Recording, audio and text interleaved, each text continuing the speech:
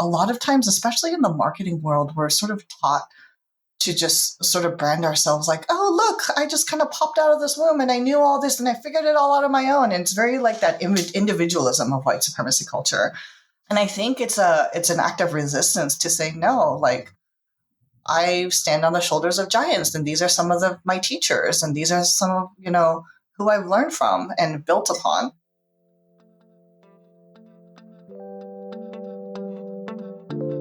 Three, two, one.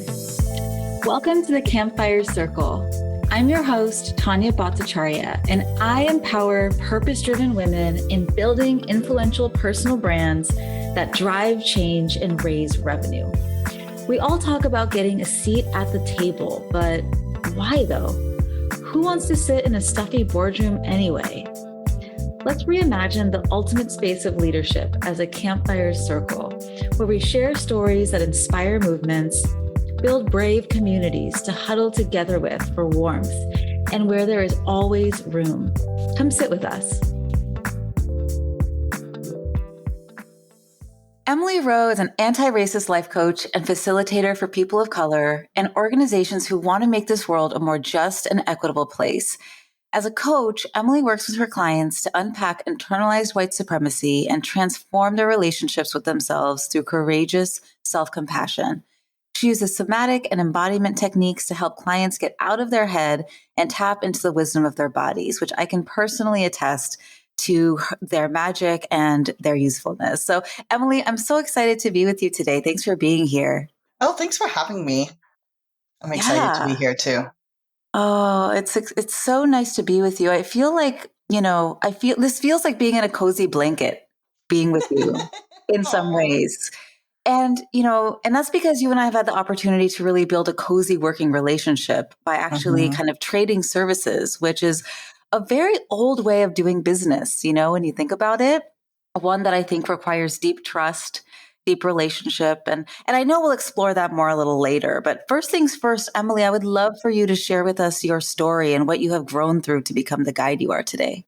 Oh my goodness, where do I start? I mean, like, do I go back to my ancestors? No, I won't do that to you all. So I'll just start from my life cycle, which is 40 some odd years ago. I was born to evangelical Korean immigrants living in the LA area. And so I just grew up in this like ethnic bubble, right, for the first 5 years of my life.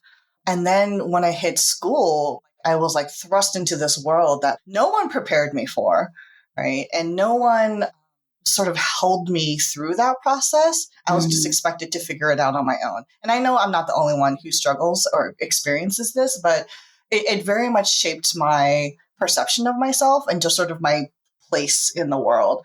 And so growing up, that I just always felt like an outsider because the bubble I grew up in lived far away. My parents commuted to a church that was farther away. So like everyone else went to church together and school together, right? And here I was coming in once or a few times a week, depending. And then, in school, there was a lot of other Asian kids, but it was predominantly a Vietnamese community. And me and my brother were like the only Korean kids in the school. So there was like constantly this outsider feeling growing up. By the time I got to high school, right, all of this had really messed with me. And I basically tried to be as white as possible, right? Because I'm a teenager, I'm trying to fit in, I want a friend. And I'm like extremely socially awkward, really had terrible self-esteem. I mean, what teenage girl doesn't, let's be honest. But I thought that trying to fit in would be my way, towards belonging. And that just really wasn't the case. It's interesting because I think once I embraced my own uniqueness and weirdness, that's when I really started to blossom. And that also happened in conjunction to going to college and when I studied Asian American studies, because that was like the first time I had ever taken ethnic studies classes. I had seen myself reflected in the classroom. It gave me a lot of language and framework for understanding the world and just completely shifted my worldview. Right. But it was like super intellectual. I went to UCLA. So it was all about being in our heads, all about rational arguments, all about research. And, I'm in my 20s by this point. So I think I have it all figured out. Right. I got this. And then I went out into the world and just like the world just like smacked me in the face. I was like, sorry, it's not that simple, right? It's not. So like I just had this very like linear framework about what was right or wrong. It was very black white. And I just found myself in situations where like, I don't want to disclose things because they're not my story to tell, but basically where it really like shattered my sense of like, oh, it doesn't work in that framework. It doesn't work for every situation. And what I learned through that is the importance of just being compassionate and of seeing people as individuals and not just their identities, right? And so it brought this like spiritual piece into my work because Asian American studies fired me up. It was like, okay, that's it. My life's work is in social justice. But like, I think I was causing a lot of harm still in trying to do what was good. And so the spiritual piece, I think, just really tempered a lot of that. And then I had a very long career in education, working everywhere from high schools to, colleges and universities. And, I wasn't happy, right? It was a lot of gaslighting. It was a lot of like, well, we believe in this, but like, administrators, leadership's actions always, did not line up to what they espoused they valued. I mean, their budget certainly didn't, right? And so I was just getting gradually more and more disillusioned with my work and searching, like trying to figure out what it is I really want to do with my life. My passion has always been people development. I always love helping people grow and become the best versions of themselves they possibly can. And then my other passion, of course, has been like the social justice work. So when I got laid off in the beginning of the pandemic, I mean, let me tell you, that was a really rough week because that was the same week that George Floyd was murdered by the police. And so that week is like burned into my memory. And it was really hard because I'd never been laid off before. I'd never experienced that kind of loss. But it also, like, when, through the tears, through the crying, through the processing, the seeds sort of started forming around like, what if this is an opportunity, right? What if this, like, well, first of all, unemployment was like a sustainable amount of income for like the first time in my adult life, right? So I was like, what if this is an opportunity? What if I can actually take this and do what I've always wanted to do, which is like merge that people development with the anti-racist work? And that's how I landed at coaching, and that was about, a little over 2 years ago.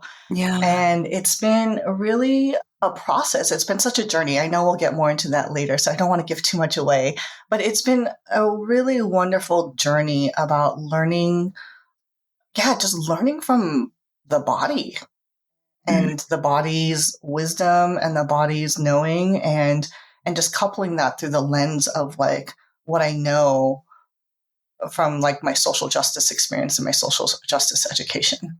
So yeah. Oh my goodness. I resonate with your stories. As you know, as you and I have talked about, when I ask this question about people's stories, I always have like core memories unlock of my own story that reflect back what people are saying. And what came up for me was in high school, I actually got voted most unique despite my biggest efforts to fit in. So I don't know how that happened, but I remember being so embarrassed. Like I did not want to stick out. And that was like not a happy thing to be voted. Yeah. I thought it was, but looking back on that now, actually, when we get to be unique and celebrate our own humanity and like really stand out for who we are, that is actually how we relate to people. That is how we get things done. And you mentioned, getting out of our heads and into our bodies. And, as a fellow daughter of Asian immigrants, I know how much emphasis is put on education, on cognition, on grades, on credentials, on GPAs, and all that external success stuff. And, I get why, that was how we got here. That was how we created success for ourselves in generations gone by. And now, as I think about it in my ongoing reps towards personal development work and thought leadership work, I'm realizing and feeling how much those things don't matter. It's actually like relearning how to be human, as human as possible, building back that relationship with ourself with a capital S, which you taught me. And so I would love for you to share with me and our listeners a little bit about the framework that you use to help people get back in touch with their humanity and really tend to that relationship with their self. Yeah, I think the best way I can think of how to describe it, there's like and I want to contrast it with how I was taught growing up, which is like, in the Christian framework, it's very much like original sin. You are sinful and you need Jesus to save you, right? And so, in terms of what I grew up believing I was inherently unworthy, right? And Mm, so then, meeting my parents' expectations, the high pressure academic environment, oh my gosh. And that's really being connected to my sense of worth was what I had to unpack. And so when I learned about this Buddhist perception or Buddhist framework, I don't know if the right word is, but like the belief there is that we are like inherently good. We are inherently like gold, right? And then what mm, life does to us is like it sort of builds, it's like layers and layers of grime on top of that gold, mm, right? That's like, the shoulds in our heads and, what we need to do in order to prove our worth or belong or what have you, right? And so then the work is really about scraping away the grime and returning to our inner goodness. And that's really how I approach coaching. So just that framework, right? That people are already whole and they are just simply stepping into a greater sense of their wholeness has been really an important framework or principle for me to follow. Because yeah, racism wants us to believe that we're not, right? The racism wants us to stay small. And so when we challenge that belief, I feel like that's a really big unpacking, right, of all the stuff we've internalized. mm, The other thing I'd like to say is that, like, and we've talked about this, right? Oppression is traumatic, right? mm, And I think of trauma like really as a big spectrum, right? We have trauma with like the big T, where you're getting PTSD diagnoses. You've gone through some really horrible things in your life, and I tend to think of that as trauma with a big T, and then trauma with a lowercase t is sort of just like the daily microaggressions and beliefs that we're, fronted with on a daily basis. Like, if you don't get straight A's, then you're not a good person or you're not a good daughter or what have you, right? Like those things build up and cause trauma in our bodies. The reason this happens, in my worldview, is that colonization, capitalism, and white supremacy want to dehumanize us, want us to disconnect from ourselves and each other in order to exploit us, right? And wants to disconnect us from the earth so that it can exploit the resources of the earth, which is very successful at doing that right now. And so we take all this and we're living in this place where we're gaslit, we're unworthy, we're disconnected from ourselves, right? And then when clients come to me, they're coming to me with a place of like, I just feel angry all the time, right? Or I'm like, I feel stuck, mm, or I'm really afraid, right? But because they're so disconnected, there's no space that, we've created in our society to really hold each other, exploring that. That's the work I get to do as a coach. And so that trauma that we experience on a daily basis is really stored in our bodies. And there's a lot of neuroscience and neurobiology research like demonstrating this now. I should say measuring and capturing things that, indigenous cultures around the world already knew for many, many years, mm, right? Let's just be honest. And it's just being repackaged under the guise of science, like giving that quote unquote legitimacy, right? And so my work is really about healing and liberation, right? So like whatever white supremacy is doing, whatever, capitalism and colonization is doing, I'm interested in looking at what's the opposite of that, right? So white supremacy culture is like perfectionism. So my antidote is like, how do we then play in this space? We don't mm, get it right, but how do we explore, right? How do we reconnect with our bodies and our feelings? And our feelings, like when we feel our feelings, can we notice what happens to our body? Where do we feel those senses of constriction? Where do we feel that weight? Where do we feel that tension and tightness? And then just by really mindfully and gently being with whatever is happening, right? It allows whatever's there room to breathe, room to let go, room to unlock, right? And then that's the healing process, right? Like that unlocking that the feeling of being more calm and centered and compassionate with yourself and others, more curious, more grounded, more centered, right? And that's what happens in each coaching session. And then the healing is like a spiral, right? It's not linear. Mm-hmm. So clients come back and they keep on bumping up against the same thing, but there's a slow evolution in what that experience is like. And they're able to access their selves with a capital S quicker, faster, right? And then that's our lifelong work, right? All of us. Right. This work is so important just to become a more realized, more self-expressed human. But it's also important just because my lane is kind of this work of thought leadership and change making and getting visible as a go-to kind of expert. And all of those things actually thwart us from being able to do that. And one of the things that you led me through in our coaching work was actually parts work. And I think that was just such an important thing because it helped me identify that those voices, or what I like to call the itty bitty shitty committee, or the inner chaperone, or the inner critic, like that's not actually me. That's not me. You know, those imposter thoughts, those overworking thoughts, those urgent thoughts, like that was part of myself that had to fracture off as a protective response, you know, to little T trauma, you know, not necessarily big T trauma, but all the little T trauma, all the plaque that developed on my tooth, I guess, you know, from living life. And you know what else? I think, you know, none of this was by accident. Like the fact that this plaque develops on us, it's not an accident. Like that was designed, right? Yep. That was designed. Absolutely. To keep us small, to keep us afraid. Small. That's it. So everything stays the same. Yes. Yes. Right? Yes. And a small minority get to hoard the resources of the entire world while so many people suffer. Right?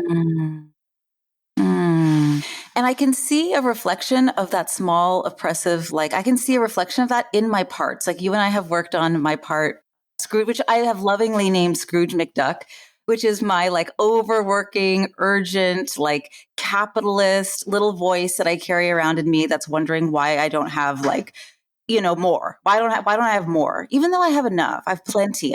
My cup really runneth over, but it's always telling me to, you know, get more.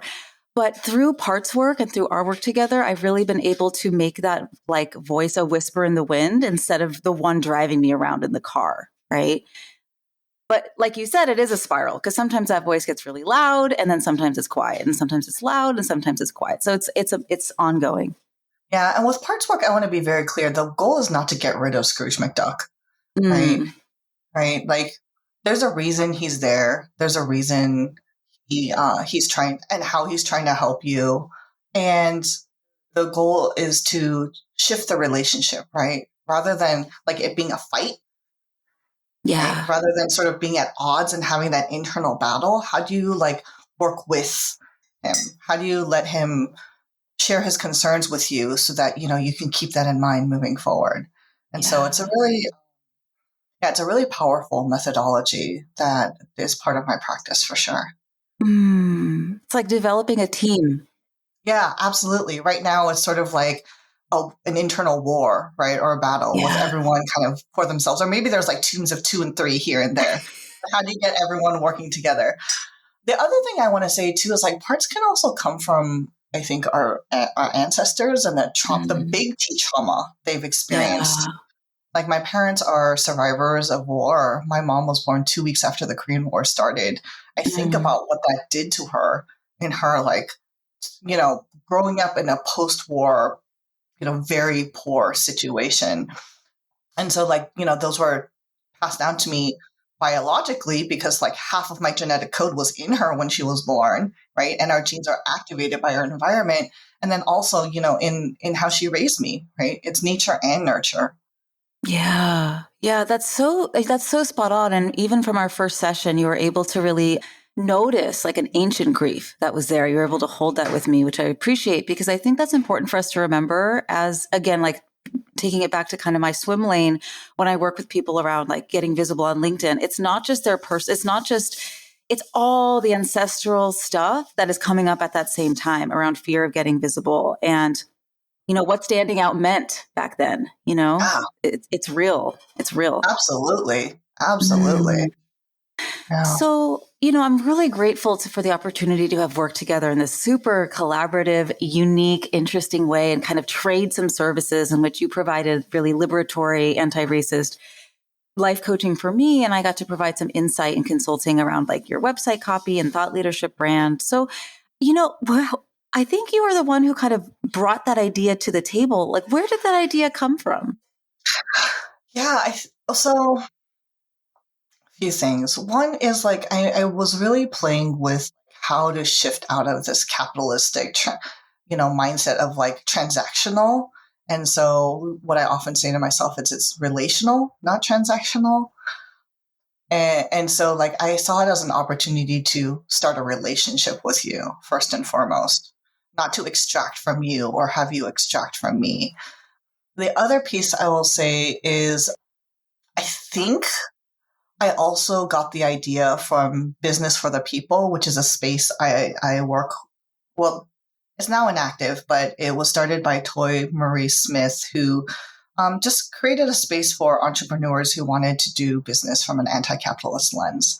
And so that's something that she kind of brought into the structure of the space. And I thought that was really interesting, but I didn't see anyone there who kind of had what I needed in terms of marketing. And so I was like, it was just a gut, like, voice me like, maybe Tanya is willing to try this with me. Yeah. Why don't I ask her and see what she says? And, well, the other thing I will say too is that I had very intentionally offered you a few free coaching sessions so you could experience it, so that could actually help you with my writing and thought leadership. Right.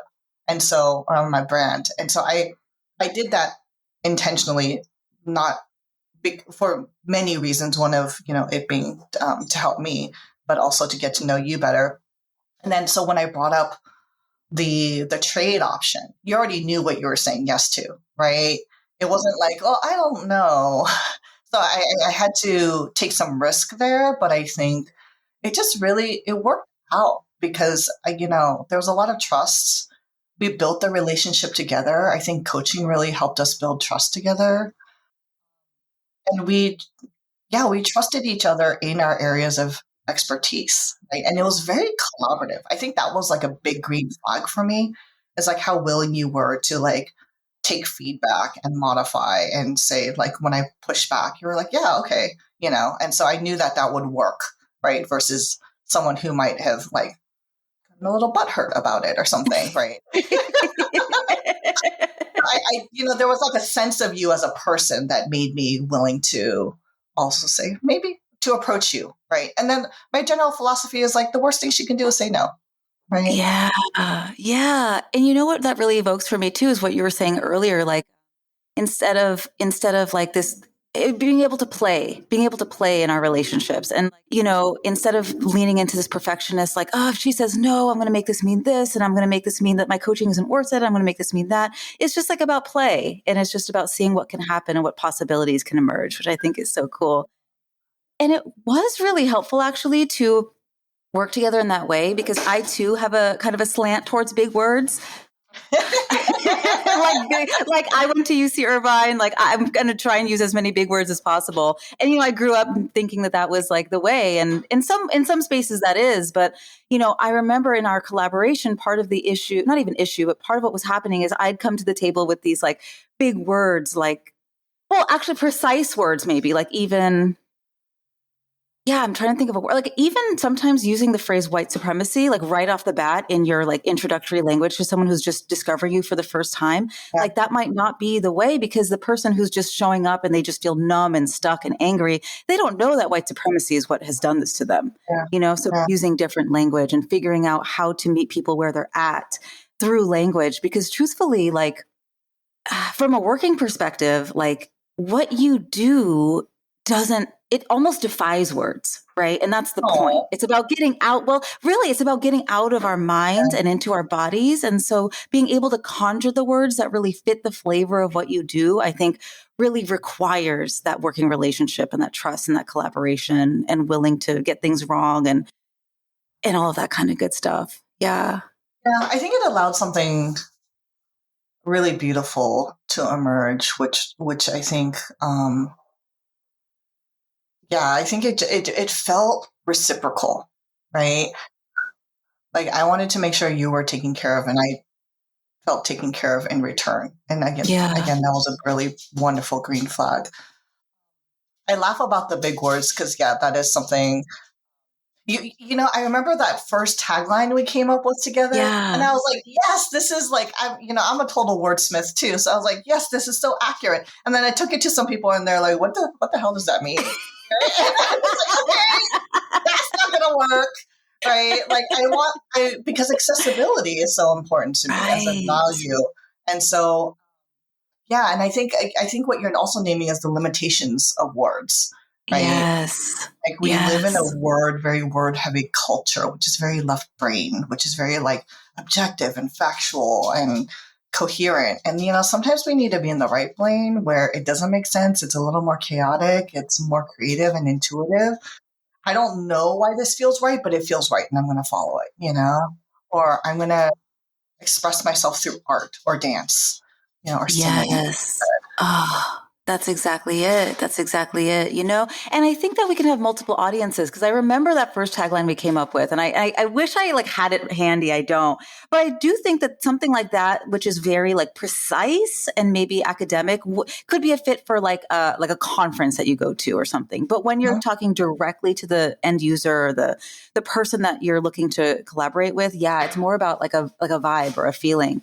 And so sometimes, I think you and other folks that we're connected to through like our follow-up community, the Kindling community, do a great job of doing videos, do a great job of doing art, there's different ways to express your messaging, Absolutely. Yeah. Hey, if anything you're hearing today inspires you to get more visible as a go-to trusted voice for your audience and drive change towards your deeper mission, I've got something for you. LinkedIn is my favorite place to share my stories and build relationships with my co-conspirators and brand new friends. So I put together a free resource with 14 prompts to create your next post on LinkedIn. Take all the guesswork out of what to say and just start building your impact and influence. Be sure to tag me in your post so I can come by, cheer you on, and amplify your message. You can find those free prompts in the show notes. Okay, back to the episode. That being said, my medium really does tend to be words. And one of the things I really appreciate about you and your values and the way you show up in the world is how you really ensure that your words reflect those values, there's no shaming, there's no blaming in your words. I think you've really tried to remove urgency, from your marketing messages. And I think that as both you and I have made this transition from you worked in higher education and I worked at a mental health nonprofit. And now we're kind of adjacent to this new world of online business, like not quite there, but like there. And there's things that can feel funky in our bodies, like these like big countdown timers and like pressing on points and messaging. So I'm just curious, like, how do you really go about making sure that your messaging really reflects your values? I think it's actually in reverse. I think my values guide my words and actions. I start from like what's important. There's this concept in education called backwards design. And so when you're designing a lesson plan, you start with a goal in mind. Where do we want to be by the end of the whatever, right? What is the intention? What is the purpose? And so I take that and very loosely apply it to everything, right? Like, what is it that I'm trying to do here? How do I make sure that's in alignment with who I am and what I stand for? And honestly, my body, again, tells me a lot of times whether that feels good or not. Like when I'm looking to make a decision, I've learned to really tune in. And if it doesn't feel good, that's a pretty big warning flag that I shouldn't do it. And it takes, I will say though, there is a discernment process I've learned where it's like, okay, do I feel gross or do I just feel uncomfortable? Right? Between the two is really, really important. Or is this like a hell yes that I'm feeling in my body? Like, does my body say, oh, absolutely. So I think just that level of intentionality is always present. Another big value, I don't exactly list it on my website because I have like so many values, right? But one of them is integrity. And so like wanting that like intentionally combined with integrity, I think really shows up a lot in my language. And then I also think about, like, I do quarterly retreats with a couple friends around our businesses, and we set, year-long intentions, quarterly intentions, goals that are, again, very intentional. And so that kind of serves as like a grounding for like how I move in my business. And right now, as I'm preparing for quarter 3, like, one of my focus is rest and spaciousness. I intentionally wrote it down as a goal to remind myself not to be urgent, to remind myself not to stress myself out unnecessarily. Because what is that doing to my body? Right? I feel it when I can't sleep well, when I, you know, my shoulders are tight, I've been still too long, and so that's a good reminder to do something like take a walk or do a little Pilates or something. Yeah. Yeah. You're so right. Our bodies really do have the answer. And oftentimes, like it's that gut feeling, right? Mhm. Yet I think so many of us have lost that relationship with our body. Like we're just numb. Like we just don't even know how to listen to the wisdom that's coming out Mhm. of it, or, that we feel in it. And so, I'm curious. I think that discernment and distinction between like, do I feel gross or am I uncomfortable? Like, can you speak to that can you speak to that deeper? Cause I think that's really important. Yeah, I think when I'm tuning in, like, there's several things I'm thinking about. One, like, I think I feel gross when it's not in alignment with my values. Yeah. So that's I think a barometer, right? Of like, oh, if I'm feeling gross, like, what is this not lining up to for me? Mm, Or if I'm really just feeling uncomfortable, is it like, then it's like, do I want to push past that, right? Is the goal or purpose of whatever I'm doing worth it? Like right now, this is very uncomfortable for me, but I'm pushing through because I'm trying to stretch and grow as a business person. right. So it feels, it's not great, but like I sense there's a bigger purpose to it that Right. I can tell, right? Growth is always like generally a personal growth, let me say, is Yeah. generally a value that I hold pretty strongly. And then the other thing I'm also scanning for in my body is like relationally, right? Because all this work happens in relationship. And so, like, what is my sense of like the person I'm working with? Do I feel like I can trust them? Would they, do they get what I'm trying to do? Are they trying to do something similar? Like, where's our alignment there? Right. And Yeah. so that also shows up in my body. Like, oh, is this someone that I'm like gravitating towards? Or is this someone I'm like, I'm not sure about? And there's this book I'm reading about marketing called The Widest Net by Mm, Pamela Slim. And she often talks about how, like, or not often, but she mentions how maybes are often no's. And so I kind of taken mm. that to heart as like, if it's a maybe, it's probably a no. And I have the problem where like my eyes are bigger than my stomach, right? And so like I want to do all the things. And so I've learned to really that pausing and figuring out like where does it fit on my priorities, and do I want to give up my rest and spaciousness for that? Right? Is a really important question to ask myself before I say yes to something. Oh, yes. Yes. That's so good. I'm the same way, as you know, like I very much, I'm like, why isn't this done already? Talking to myself, not to anyone else. But rest is a goal too. Rest is a goal Mhm. too. And I think if we lean into this concept of like cathedral thinking and knowing that like what we're trying to get done, it surpasses just right now. It actually goes into like generations from now. I think we can Mhm. remember that we're working with a much longer time period than right Mhm. now. We can get out of Mhm. right now. And it's also like a rep, right, to practice, Mm, yeah. because we're so bad at it because of the way we've been trained. I mean, even thinking about this is a little bit of a side, but like I have a 6-year-old daughter, and this year was her first full year in person, and in the morning I found myself rushing her. Got to get to school on Mm, time. Got to get to school, and then I stopped and asked myself, why?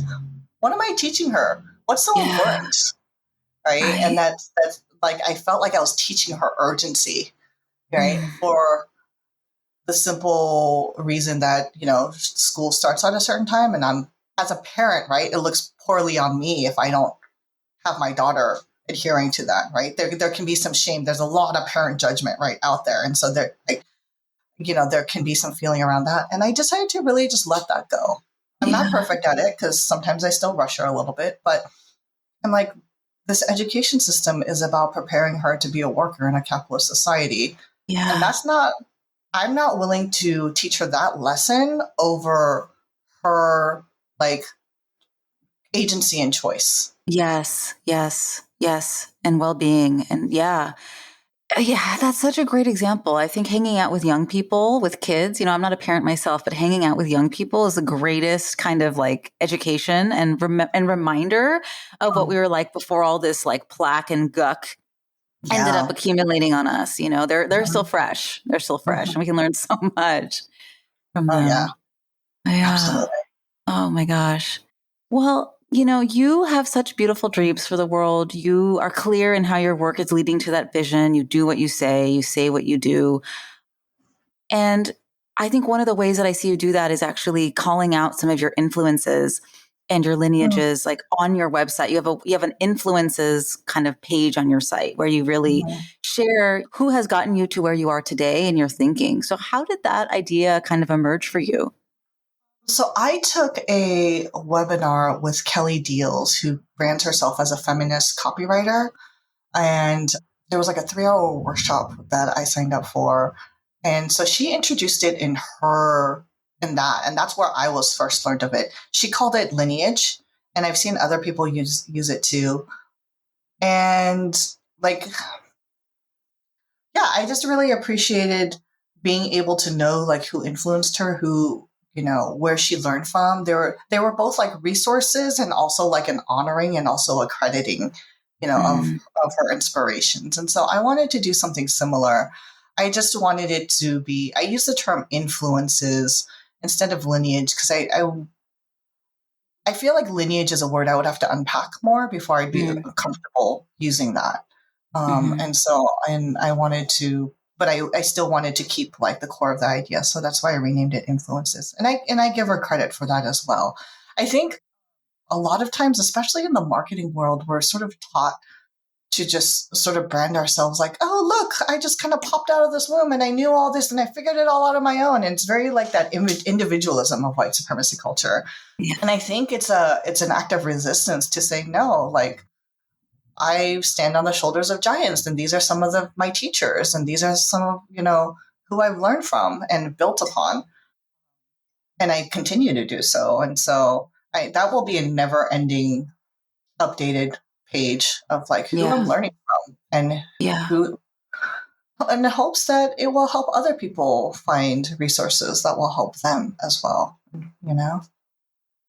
Yes. And I think it's a really community oriented, like it's a really beautiful practice. And it's actually really, and I say it's community oriented because by calling on them and even I don't know if you do this or not, but even building relationships with those influences, if they're still here on this earth, it can really help expand our reach in a way as well and build partnerships that then lead to more people getting help, getting well, starting to pursue this education on their own. So I think it's really powerful. Like as an example, I had Denise Brousseau on this podcast, who is the person who wrote the book that sparked my thought leadership journey back when I was still a nonprofit ED. And so to be in relationship with her and to really cite her as an influence, I think it does a lot to build community and build relationship in a really cool way, instead of pretending like I just came up with all this on my own, because I certainly didn't. Yeah. Yeah. How cool that you get to like have a conversation with someone who like really influenced you. I'm not there yet. I don't have a podcast. So, and like Brene Brown don't know who I am. Maybe one day, right? Maybe one day I can aspire to that. But, regardless of whether or not they actually know who I am, I want to give credit where credit is due, right? Yeah. Like, this is where I first learned about it. They might not be the first person who's like ever thought of it, but that's where I learned it, right? Yeah. So. Exactly. And so that's our tie to our, to our influence. And that's kind of not looking backwards per se, but looking at who's influenced us to get here. So the last question I always love to ask on this podcast is kind of more future oriented, which is really like, what is your big dreamy vision that you're working towards? Yeah. I think that's such a big question. And I'm going to start off a little strange here, but I'm just going to name it as it is. Like, I'm a pragmatic optimist is what I call myself, right? So like, I am under no delusion that oppression will ever go away in my lifetime, or even my children's, grandchildren's, if I get any lifetime, right? That oppression is an infinite game, to quote Simon Sinek. And so given that that's kind of the game we're in, like, how do I help people free themselves? Like, how do I help them like unplug from the matrix so they really what's happening and like make choices that align with who they are and how they want to show up and navigate this world, not how the rules that everyone's imposing and enforcing on them. And how can I help people get grounded in their wholeness and, you know, in their sacred spiritual, like capital S self, so that they are able to face and resist and, you know, continue the work of liberation for themselves and the people that they love. Yeah. And so that's, you know, one by one, I hope that I can have a ripple effect that, you know, that's my contribution to the fight against oppression, right? Yeah. I don't believe in being a superhero all by myself. Like, no, it takes all of us doing our work. And this is my contribution to that work. Yeah.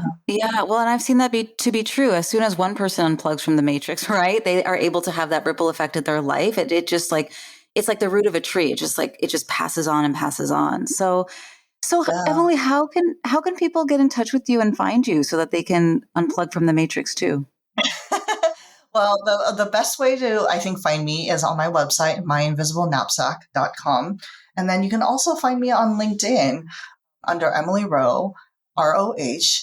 And I would love to, you know, just have a conversation if this is speaking to you with whoever's listening around this, because I love talking about this. So I welcome those messages. Yes. Well, and I love listening to you talk about this, and what you do just, you know, it's working. It's working. So thank you for being here. I appreciate you so much for so many reasons. And I know this conversation is going to spark a lot of ears, if you will. Thank you so much, Tanya, for this opportunity. And I just really appreciated our whole collaborative relationship from beginning to end. It's felt really wonderful. Likewise, my friend. And we'll see what's to come from here. All right. What'd you think? Leave us a review on Apple Podcasts, or even better, reach out and let me know through lumosmarketing.co. Yes, that's Lumos, as in the illumination spell from Harry Potter. Because when you shine, magical things happen. You can get social with me on LinkedIn, and of course, check out the show notes to stay in touch with our guests. Let's talk soon.